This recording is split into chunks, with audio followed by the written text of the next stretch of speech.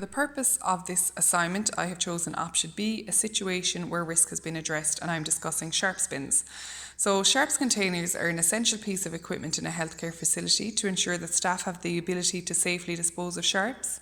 In my area of work, we audit the sharps containers once a month on a randomly selected time at a randomly selected day.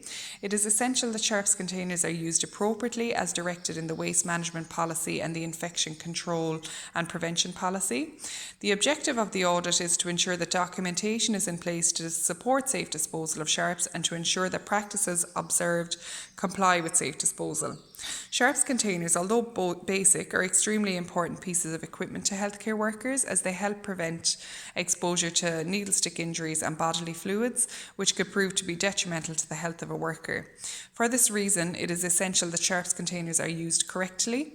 From an audit, it was noted on 2 occasions that sharps containers were not being dated on assembly, which is a manufacturer guideline, also in our policy and also an ISO requirement, and that is here.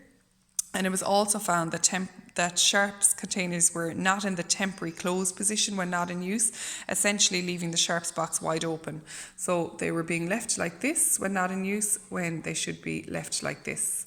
And that's obviously to prevent anybody getting inadvertently injured, or if a sharps container was to tip over, if it was open, the sharps contents would spill out.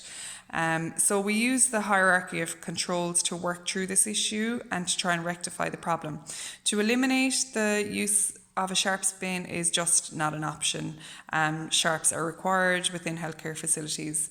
So to substitute, we can at times use what we call safer sharps, and this is when the technology exists. So a sharp can contain a feature which allows the sharp to be automatically covered after use. Although these are not always able to substitute a sharp, for example, a scalpel blade, where they're not able to be used, we must control the risk through other avenues such as engineering controls, administrative controls and PPE. Administrative controls are essentially what really needed to be implemented in this case. Clearly staff needed to be re-educated about the importance of documentation of sharps boxes and also how to use them correctly. From here it was arranged that refresher training was provided to all staff, which covered the correct use of sharps disposal and the correct use of sharps, and also we use this as an opportunity to re-educate staff about what to do in the event of a sharps injury. We also arranged for the reps of the manufacturer of the boxes to come and give lunch and learn sessions. We ensured that posters, just like this one, were in high traffic areas in the department, and especially in the areas where sharps boxes are stored and assembled.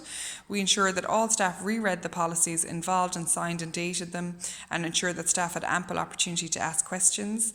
Education was given instant reporting also, and the importance of reporting if staff find a sharps container in an unfit state.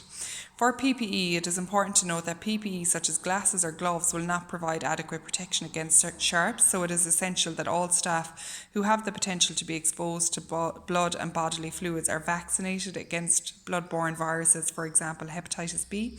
The systems put in place were continuously reassessed through regular audits and regular day-to-day observations, and it was found that the issue was resolved, so we had a very positive outcome. Thank you.